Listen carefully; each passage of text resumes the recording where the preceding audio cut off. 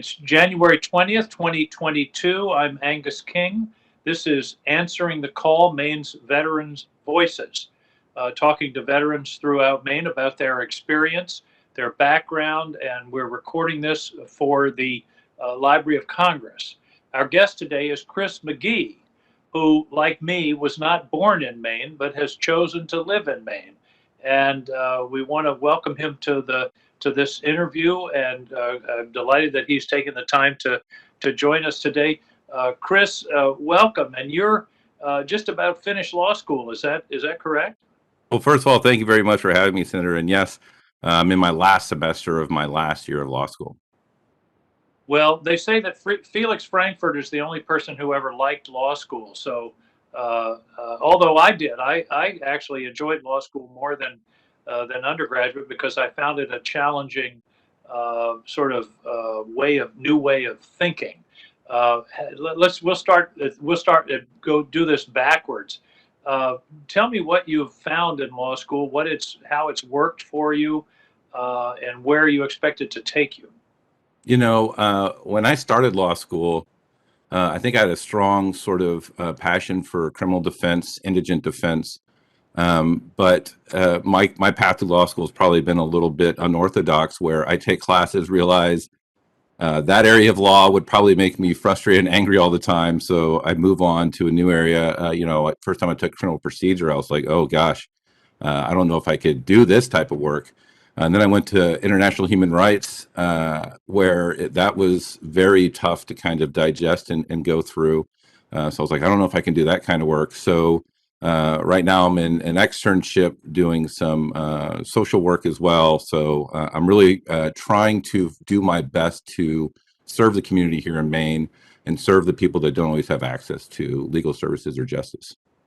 Well, I don't know if you're aware of this. My first job out of law school was with Pine Tree Legal up in Skowhegan. In fact, that's how I came to Maine.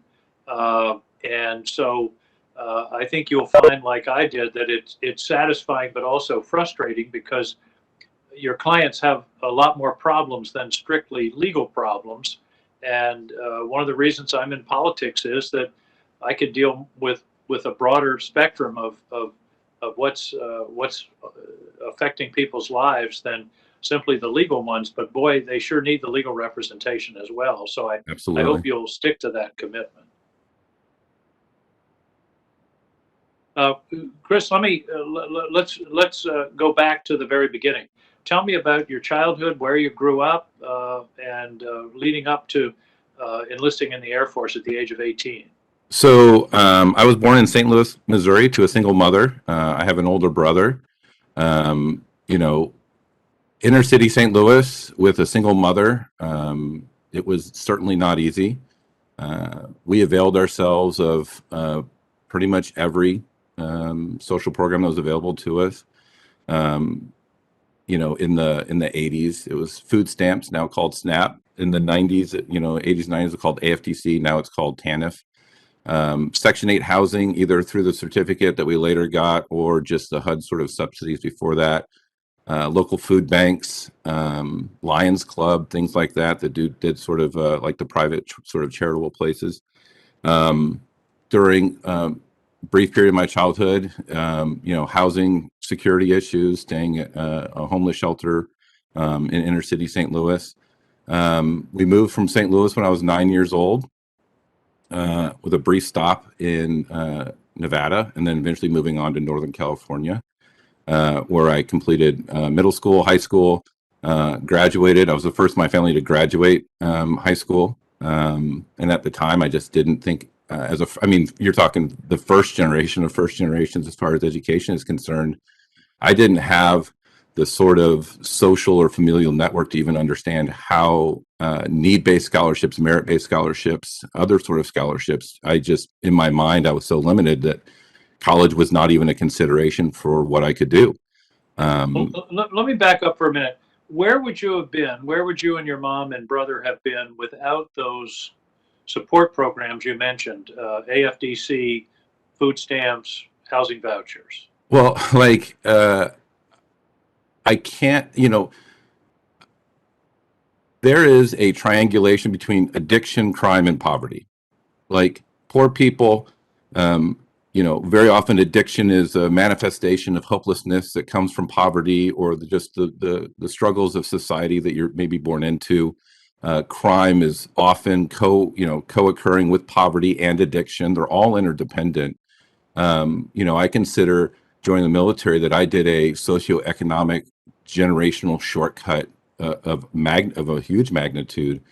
um, I would be like I've said before, I could live my life a million times, and I don't think I would be in the position I am now. Uh, a lot of it's luck, a lot of it's privilege, which might sound weird coming from somebody that grew up in such poverty. But even in poverty in America, those social programs are available to us. There's a lot of countries out there where that just isn't available. So it's Well, important to still recognize you benefit. mentioned addiction. We have an epidemic in this country right now of what I call diseases of despair: suicide, addiction, depression, and certainly it's compounded when you add in poverty and lack of opportunity. But at least you got through high school. That was a big deal. But as you say, you really didn't have you couldn't imagine college. It wasn't something that was in your thinking. Um, but on the other hand, the Air Force turned out to be a tremendous opportunity. Yeah, so I joined the Air Force in 1998. I was selected for open mechanical, so I knew I was going to go into a maintenance career field, but that could have been auto pool, nuclear facilities, or aircraft maintenance, as it ended up being, which was ironic to me because I didn't consider myself to be mechanically inclined, especially growing up. Well, I was gonna ask you that. Did you tinker with cars and stuff? It sounds like you didn't. I didn't have a driver's license when I joined the military because we didn't own a car. So, I actually had to. Not having a driver's license actually inhibited what jobs I could do in the Air Force because some of the jobs require you to drive. So, like that was some carryover from my pre-military life that was still kind of impacting my career. Well, this is where you mentioned luck, which all of us, if you look back on your life, you realize there are little turning points that you don't even know at the time, that can have a tremendous impact on your life. And so one part of the luck was falling into the maintenance area, which turned out to be a real niche for you. Yeah. So, it took me a while to I mean, there's so much to learn and digest in aircraft maintenance, the complexity. I ended up getting selected to work on fighter aircraft, F-16s in particular. And, in 1998, it was cutting edge. The F-22 had just kind of come into the national consciousness, but the amount of things I had to learn felt overwhelming. And it took my learning curve was probably a little bit, slower than my peers. But what I really excelled in was this sort of uh, problem solving aspect of aircraft maintenance. It's not just about putting hands on it and replacing components. It's also why isn't this working the way it's supposed to, which I found I really excelled at. And as it turns out, in the aircraft maintenance community, your troubleshooters are the ones that are going to be the hyper valuable because that's where the bulk of the heavy maintenance is kind of sitting. Well, you ended up in a leadership position, didn't you? Didn't you end up in a sort of a management position of a large maintenance team? Yeah, that's correct. So I started out, as most aircraft maintainers, as an assistant on an aircraft, where my job was just to learn, keep it clean, and do my best to do my job right. And then as I progressed in my career, I was moved to different positions. I was a maintenance training instructor in 2008. Eventually, I became a lead production superintendent at Holloman Air Force Base, where my job was to basically forecast the flying, getting with the pilots in the operational unit, and forecasting the maintenance operations and the flying operations to meet their needs, for 3 months to 12 months out, and then also kind of balancing that against daily tasks and things. Now I'm going to turn you over. I'm going to turn you into a witness at the Armed Services Committee for a minute. I'm on the Armed Services Committee, and one of the things that has bothered me is the maintenance, the readiness of Air Force airplanes versus commercial airplanes. And I realize an Air Force fighter plane is a lot more complicated than a 737, but the airlines, they're what, 98% in the air, and I don't think we do that well in the military. Can you diagnose that for me? And is there anything we can do to improve that. Or maybe I'm just totally off base, but that's my sense. So I think there's a lot going in here, and it's probably too much to probably fill the whole rest of our time together. I've done a lot of research after military service, requesting analysis for fleet health personnel levels, flying hours year over year for legacy aircraft, and part of that derived from, in 2013, the five service chiefs came to Congress and said, between continuing resolutions and sequestration, we're going to create a hollow force. And the reality is, those are the smartest people from each of the military services. And they said, if we cut this funding to this level, we will be able to meet your contingency needs and your downrange needs. But all of the training that happens at home is going to create a sort of hollow force. That was my first year here, and I remember that very well. The sequestration was a disaster, and it was. And continuing resolutions, they're a near disaster. They're certainly not as good as having a full-blown budget. The last couple of years we've had real budgets, but it's listen, I'm not trying to get on any high horse here, because Congress, is no excuse for us not doing annual budgets. It's our most basic job, and it's still not getting done. But let me take you back to the maintenance for a minute. If you could wave a wand or were put in charge of Air Force maintenance, are there things that you would change that you think would improve the readiness of our fleet? So, and I certainly wasn't, it wasn't necessarily a criticism of Congress, but that really plays into, if you look at the readiness, my expertise was in legacy fighters, the F-15, F-15E, A-10s, F-16s. Our MC rating from 2010 to 2014 averaged 73.5%, and that was with ample personnel pre-sequestration. And then in 2014, the Air Force instituted force shaping measures where they cut 14,000 personnel. To include a lot from legacy fighter aircraft maintenance. The flying hour program for legacy fighters, we flew 240,000 sorties in 2013, and in 2019, we flew 244,000 sorties in legacy fighters. However, legacy fighter avionics, legacy fighter crew chiefs were cut 10%. So when we're talking about readiness, when we had more people and we were flying less sorties, we only managed to maintain 73.5%. And now the fleet got older. We cut a bunch of people in 2014. We've replenished those numbers. But as any maintainer will tell you, when you cut a bunch of people, you're cutting a bunch of experience and you're dumping in a bunch of new people. The numbers might look good, but now you're burdening those remaining with training new people. And then when you sustain the same flying hours and you've cut your total people, and then the crux was in 2018, the Secretary of Defense says, I want these fighters to reach 80%. That is the right thing to do. And it is a noble goal. And we should be doing that for our national security, but we have to resource the maintenance effort. And then, of course, when you're talking about pilot production, there's a huge pilot deficit. So you can't let off the sorties. You can't let your foot off the gas with maintenance. So essentially we're painted into a corner of, we can't let off the gas, but the more we push the gas, the weaker the fleet gets, at least for legacy fighters. Well, we had a meeting. I had a meeting with one of my colleagues here. It was like a focus group with a group of young Air Force pilots to talk about the pilot shortage and why so many people were leaving. And it was really interesting because we expected to hear, all about money and bonuses and stuff. What we really heard was these were guys that wanted to fly. And they didn't get to fly enough, and they were put behind desks, and they really weren't they weren't necessarily on the general track. And one of the suggestions we came up with was let's have a flyer track. People that want to they want to fly airplanes and don't necessarily want to be on a rotation that puts them behind a desk. Anyway, I don't want to get too far into this, but in the middle of all of this work that you were doing, you ended up going to college. Tell me how that came about. So I should have gone to college when I was a training instructor because my days were more predictable, but me being maybe stubborn or not having the foresight necessary, I ended up going to college when I was working nights. I was working something like 15 hours a night and decided I was going to go to college. I finished up my bachelor's degree right towards the end of my career. And I'd always wanted to be an attorney. That was a dream I had since high school. And, when I was a young kid, I just didn't think it was possible. And for a lot of these things, it's very much put one foot in front of the other. Next thing you know, you got a degree. Put one foot in front of the other. Next thing you know, you Now, got a did you career. go, was this, did you go to regular daily classes at a college out near the base where you were, or was this online? How did you do and who paid? Did the Air Force pay?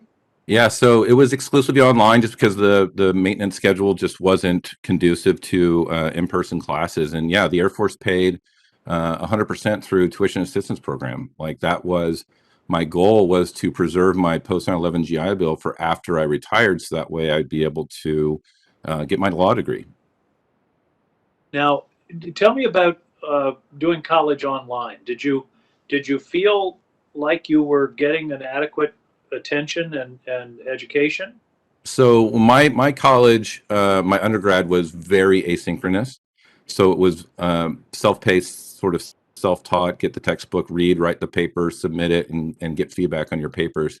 Very different from my experience, after COVID, doing a lot of law school online, where it's Zoom, where it's raise your hand, engage in conversation. You're getting called on in real time. To me, I think because I had that undergrad experience of, I see the least amount of interaction in online learning, and I know that that's certainly not best, but for me, I found that Zoom, while not ideal, certainly was much better than the asynchronous sort of work I did undergrad. Now, you were at USM as a advisor for veterans for a while before law school. Is that correct? Yes. So I moved to Maine and didn't have a job. I came to Maine because most of my career was in the Southwest, where it's hot and desert, and I Well, wanted to live I somewhere. skipped the most important question, which is how'd you choose Maine? Maine was the first time in my life I got to pick where I wanted to live. Like as a kid, you don't get to pick, and in the military, you certainly don't get to pick. You can ask, and they can say no. So when it came time for retirement at 39 years old, it was a question of, where do we as a family want to be, and what are our priorities? So it was, part of it was weather, part of it was the amenities of Portland. Also, part of it was the politics of Maine, where I wanted a balance between conservative, liberal, Democrat, Republican, which Maine has a very diverse political sort of landscape, which is important to me. And do you have kids? I do. I have two children. I have a 7-year-old daughter, Alex, and a 13-year-old daughter, Alyssa. Yeah, and Maine's attractive from that point of view too. It's a great place to raise children. The schools are good. I've raised 5 of them. So I think that's part of the attraction. Well, we're glad you came. Now I've gotten you to Maine. You don't have a job. What happens next? So initially, I worked in just outside Boston, but the commute was untenable. And then I ended up applying for a job at a program called Veterans Upward Bound at the University of Southern Maine. It's located in the University of Southern Maine, however, it services veterans all over the state of Maine. The goal is to help first generation college applicants that also are low income or below a certain threshold, essentially helping them get into the process. If I did not have an undergrad degree, I very likely would have been a Veterans Upward Bound participant. Well, And you were the ideal person for that, it seems to me, because of your experience. I mean, you had lived it. right. And then from there on to University of Maine Law School. And how did you adjust? I mean, this was a new kind of academic experience. Oh, there was significant imposter syndrome because my undergrad was asynchronous. I was real in law school is just an intimidating sort of environment, especially on the outside looking in. I was really nervous. And my first day, my first class was civil procedure, which is a bit of a nebulous concept if you're not familiar with it. And it had 90 pages of reading. And I started at 11 in the morning and I got done at 10 o'clock at night. And I was like, I think I've made a catastrophic mistake in going to law school. Well, And then it turns out nobody knew anything of all the students, and we all suffered together. We all got better together. I remember civil procedure. Not only did we not know anything about it, but it didn't make a hell of a lot of sense. Correct. It was not. It's not as like it was absolutely logical. But so now I think I don't want to leave this. It one of the things that's coming through here is the importance of the military in sort of giving you an incredible opportunity, then helping you with with college, and now the GI Bill, which I happen to think is one of the most important things that we've ever done in this country, is making it so that you can go to law school and graduate, I hope, pretty much close to debt free. That's correct. Tell me about the GI Bill. I mean, So is it easy? Does it work for you? yeah, I mean, it's the process is streamlined. It goes through the school certifying official. I get a housing allowance. I get a book stipend. My tuition is paid. All my tuition fees are paid for.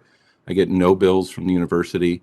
It is it it allows me to have the freedom to not like law school. Learning the law is stressful, but I don't have to balance learning the law with I don't have to chase a top ranking in the class because I'm going to have $150,000 of student loans that I have to find a job that pays a certain amount because I'm going to Right. starve if I don't get it. It gives you more flexibility when you leave. You don't have to service the debt. You can make some choices and perhaps choose a public service area that may not pay as much, but it gives you that flexibility. Absolutely. Like I look at salaries knowing that I don't have student loan debt. That is fantastic. Well, let's talk about the military for a minute. And you retired. One of the issues I've been really concerned about down here is veteran suicide. We've lost more veterans from the Vietnam era to suicide than we did in Vietnam, and that's just a tragedy. And a lot of it, I've had some meetings with veterans, and the most dangerous time is the first couple of years after separation. And I felt from the very first day I came down here and went to one of my Armed Services Committee meetings, we ought to spend as much time on the separation process and money as we do on the recruitment process. My sense is that the transition from active duty to veteran to the handoff from Pentagon to the VA is not what it could and should be. Am I right about that? So I think yes and no. I'm of the mindset of I think the reason we see a lot of veteran suicides is because I think there are inherent psychological harms associated with military service. I think that is undeniable between combat related PTSD. If you look at, I mean, I don't have the numbers, but like mental health sort of VA disability is probably fairly significant where the Yeah. VA is having to do a lot of compensation because of psychological traumas that people experience just through their military service, combat or otherwise. And I think a lot of what we do is we try to help veterans cope. We try to help their resilience because we don't want them to take their lives. But I don't know how much we focus on recognizing and addressing cultural issues in the military that lead to those psychological harms that later go on to cause either service member suicides or veteran suicides. Interesting. And how is the transition? Is it seamless? I've met a lot of veterans who had a hard time sort of figuring out where they fit and what the programs were and how to apply and all of those kinds of things in terms of the VA. I think so. I was fairly lucky that while I was working for Veterans Upward Bound, I was engaged in all of the veteran services in Maine. So I'm not exactly a good sort of gauge for the how hard it is to find things because my job was to learn all the services available to veterans to provide them to my participants because Yeah, that was your profession at that time. It was. So I had to know it. Well, there's certainly a vital veterans community in Maine, ranging from a few World War II veterans through the Gulf War. Are you a member of a VSO? I'm not a member of a VSO. I don't think VUB Veterans Overbound counts as a VSO just because it's a federally funded, federal grant. I've certainly helped some service member friends of mine through some VA processes, but I'm not a part of a formal one, no. Well, that's and I don't think you're not an exception. A lot of the younger veterans are not members. I often go to the conventions and notice that the VSO membership are getting older and older. I think some of them are now reaching out more actively to younger members, the Legion, for example, and VFW. But They provide a great service, but a lot of the younger veterans don't seem to be oriented in that direction. Uh, do you have any interaction with the VA at this point? Yeah, I mean, I get a lot of my medical service through Togus. Thankfully, a lot of it can be done virtually over Zoom, meeting with doctors and things like that. Um, And we've got a new CBOC coming to Portland that's, I think, under construction. I think it's almost done too. Yeah, yeah, that's a big deal. I think that's going to be very, very helpful. I agree. Believe it or not, we had to get literally an act of Congress to build that.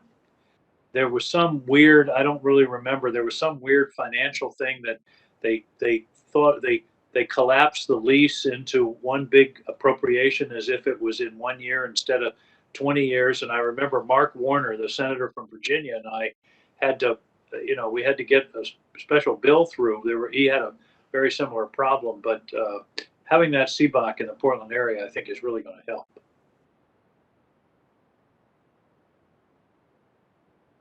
Well, Chris, we're about out of time, but I I want you to reflect a bit on the importance of the military experience and how it led you where you are. I mean, have you ever stopped and thought, where would I be if I hadn't enlisted in the Air Force right after high school? Yeah, it's. I mean, I can't. I really can't imagine where my life would be without it. And where's your brother now? My brother is he's having issues, so I can almost view him as a proxy to if I hadn't joined the military, as you know. So that's probably a good example of the difference of choices. Well, this is a case where you served the country, but you also benefited substantially from it, not only from the experience and the leadership, but also from the programs that allowed you to complete your education and are now supporting you in law school. You say you originally were thinking about criminal law, and then kind of more social aspects. Have you? You're approaching the end of your third year. Where are you headed? Do you have any idea? You're going to stay in Maine, number one, I hope. Oh yeah, I plan on staying in Maine. As far as practice area, I've dabbled in VA disability. I'm doing, like I said, I'm doing some public interest externship now. It's really just, and I guess, as you pointed out, with not having student loan debt, it allows me to be picky. I can find a career that meets my both financial and like my social needs to give back to society. And your plan is to stay in the Portland area. Probably, yeah. Well, listen, your story is a great story, and I'm so glad we had a chance to meet and chat, because it really makes the point of how important service is, how important it is for the country, of course, but also what it's given you and the opportunity. And it's you're on a great trajectory, and I think you're going to be just fine. You seem to have a pretty good gift of gab. Did you always have that all the way through high school? Probably not. I think part of it was when I served in the military, I became kind of more and more outspoken. You kind of touched on leadership, but I think leadership is not rank dependent. And I think it's really important for people to understand that when you see something is wrong and you know what is right, you speak up on it. And I think I did that most of my career. Sometimes got me a little bit of trouble. But obviously, I retired and had a good career out of it. But I think I've probably honed that both after I was an instructor and then after the military. I think you just gave me a title for a book. Leadership is not rank dependent. I'm not the only person that says that either. I love that. And I found that down here. If you're willing to do the work and stick your nose in, you can accomplish things, even though you may not be the chair of the committee or in the leadership or something like that. It really is a question of being willing to take a bit of a risk. I give a high school graduation speech. We'll close with this. my high school graduation speech, which I've been giving for about 30 years, and there are people who graduated from high school who are now have parents who are now parents who've heard the same speech, twice, two or three times. It varies, but it's basically 10 things I wish somebody had told me when I was 18. So give me a couple of things that you wish somebody had told you when you were leaving high school up there in California. You know, like a lot of people use the mantra of fake it till you make it. I think that's a superficial sort of analysis, but I think what that's trying to tell you is have faith that you can do it. I think a lot of people undervalue their past and what they've overcome when they're looking at the future, because the future is always full of uncertainty. Certainly when you're 18 years old and you just have insecurity and uncertainty because you don't even know if you can adult right, I think that probably dissipates as you get older and you get more successes under your belt. But have faith that your parents have given you the tools necessary. Have faith that if you stumble, there's going to be someone there, either a friend, family, or like I was growing up, social programs. I consider social programs to be an insurance policy. I pay my insurance every single month. I don't get in an accident, but I know someday I might get in an accident, whether it's my fault or not. And have faith and try, like be brave with trying new things. Take risks. Yeah, you'd be hard pressed to find a mechanic, 20-year mechanic that's now going to law school. And that's scary. Yeah. But it's, that's what self-discipline is. It's doing the hard thing when you can do the easy thing and still make it. Like always choose to do the hard thing that's going to have pay out in dividends in the future.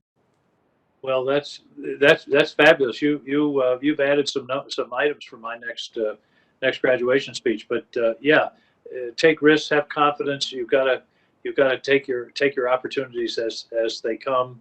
And I think you've shared with us a great story, and I really appreciate the time. But more so, I appreciate your coming to Maine, committing to Maine, and we'll look forward to working with you in the future. Chris McGhee, thanks for the time, man. Thank you, Senator.